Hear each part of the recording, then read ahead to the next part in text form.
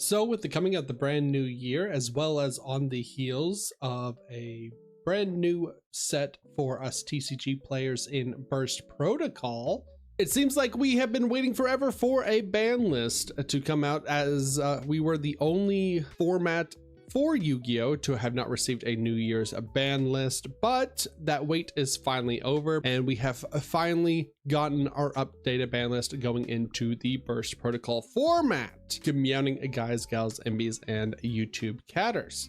So first and foremost, for the forbidden list, as you can see, the mainstay card, the promoted card is Herald of the Arclight. I mean, this one's blatantly obvious. There was no way this one was living through the ban list. The ability to bridge so many archetypes, more specifically Yummy Mitsurugi. It's finally good to see this card go. It kind of sucks for pure ritual decks. Barrier Statue of the Torrent to go along with the other barrier statues. So just add this one to the list. Malice White Binder getting shot. I'm scared to say, I'm hesitant to say that Malice is finally dead, because it's honestly, it's still a cyber slop deck. There's still a lot of just generic good Cyberse cards that they can go into. White Binder was basically its entire engine though, so this does cripple the deck a lot. Harpy's Featherstorm, thank God this card was banned. This card should have been banned a long time ago alongside a Dimensional Barrier, especially with the new support for Radiant Typhoon that is coming out in Burst Protocol. Radiant Typhoon's main win condition was basically just going to be set Harpy's Featherstorm and turn skip your opponent. So glad that they are hitting that in the bud before the deck even comes out. For the limited list, they shot the snake. Let's go. Snake's dead.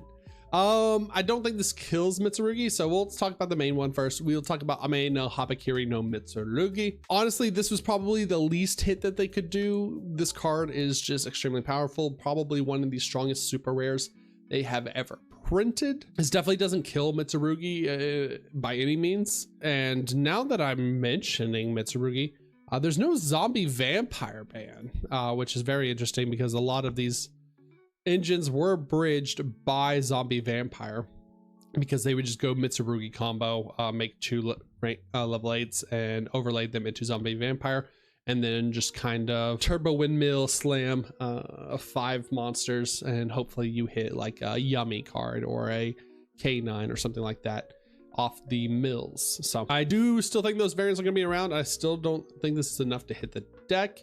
We also still have 3 prayers. Prayers is still an absolute busted card, but this does make the deck slightly less consistent and also still very weak to Droll and Lockbird. Also limited, Draco Tail Malulu as the first Draco Tail hit, as alongside Ketu Draco Tail. I was going back and forth about how you could hit Draco Tail in this deck without absolutely killing the deck, since there's so very few Draco Tail names. But really, if you just open Femina, you're off to the races in basically any Draco Tail variant or even pure Draco Tail.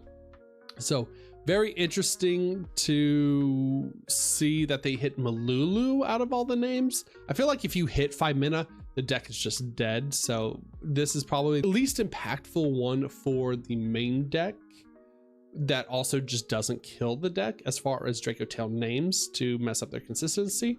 Ketu Draco Tail is the search. That going second is the fusion. I don't know if I like this hit.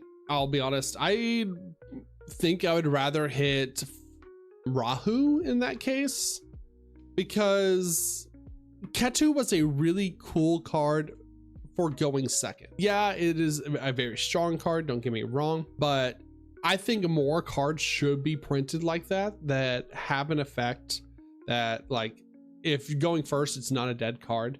And then if going second, it also is not a dead card and just gives you into engine. It's kind of like Philia Diabel. K9 Jokul, this was honestly the strongest K9, is also a super. I'm glad to see this one is limited. Also, Vanquish Soul Holly Sue. I don't know why they hate Vanquish Soul so much. I feel like if they hit specifically K9. Oh, Case for K9 also hit. Just another consistency hit. I feel like if they're hitting K9 so much that they could stand to bring back some of the Vanquish Soul names in the future. I don't think Vanquish Soul is the issue with the deck, and I think Vanquish Soul is actually like a pretty interesting and fun play style of a deck. I just think the K9 stuff is way too powerful. Yummy Snatchy limited to 1. Yummy found dead in a back alley in Miami. I don't know what you do with one Yummy Snatchy, honestly, other than like pair it with Mitsurugi. So it is very interesting to see Snatchy get hit, or Yummy get hit so hard. Whereas it kind of feels like Draco Tail escaped a little bit. Oh, I see. Well, this is just an OCG ass hit here. Joel and Logbird to 2. Let's go. All of my White Forest players were so back. We are so back. Joel's still going to be played at 2 though. I have been playing it at 2 in the 40 card White Forest list. And I mean, it's been fine. It's come up quite often. I would have liked it to be limited. Obviously, I would have liked it to be limited or banned outright, but I think we'll eventually get there. We'll most likely eventually get here. I think it'll also be hit in the OCG as well, going down from 2 to 1 in the OCG list. And I'm pretty sure at this point, like, the TCG will just follow suit. If people don't play 2 copies of Joel in the side, they're probably just going to play 3 copies of Mistaken Arrest at this point. But it is important to remember that Mistaken Arrest also hits the active player because it is until the end of the next turn. So it's kind of like a dimension shifter in the way where they're locking themselves out of searches going their turn. Granted, if it is like a Draco Tail deck or even like a pure Draco Tail deck where they don't need to search a whole lot and they open like a 5-mana in hand, then Mistaken Arrest is slightly better. It's also important to note that Joel in Lockbird is a spellcaster, so this is also one less spellcaster in the hand to fuse off with Draco Tail. All right, and then finally for the unlimited part of the list. Oh, okay, well, hey, we ask and we shall receive.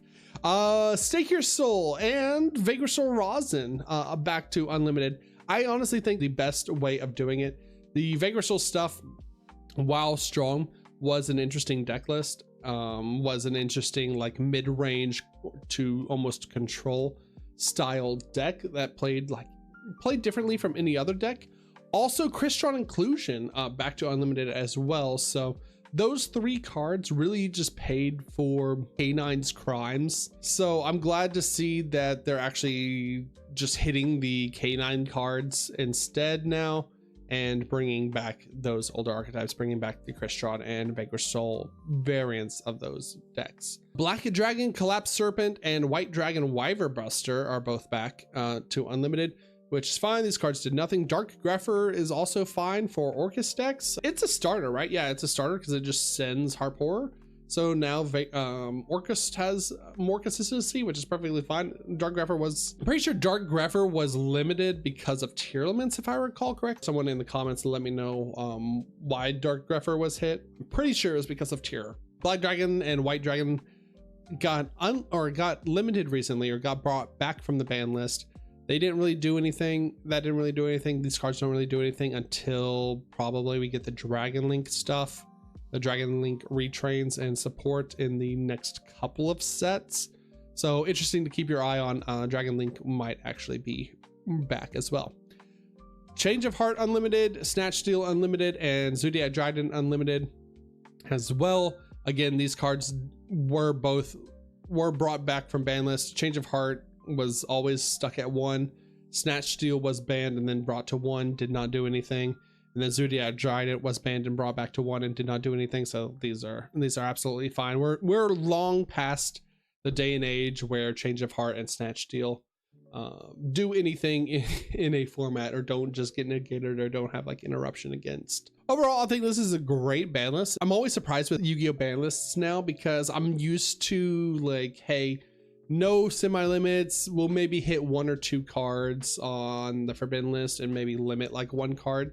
I'm really surprised and happy to see that they are taking their time with these ban lists and making like huge active sweeping changes to the format rather than just giving a slap on the wrist to the like best decks in hopes that you buy them and play them in the upcoming formats or in the tournaments. The TCG format, while a little stale because it has been a while since we had a ban list, has been like going in a good direction, or has felt good. It's felt fun to play the TCG. We finally get a chance to experiment and to craft and build new lists coming out in Burst Protocol next month. So happy to see it. Keep up the good work, Konami. And if you enjoyed this video, like, subscribe, all that good YouTube stuff, and catch me live over at twitch.tv/Grinning Neko, or even live here on YouTube as well.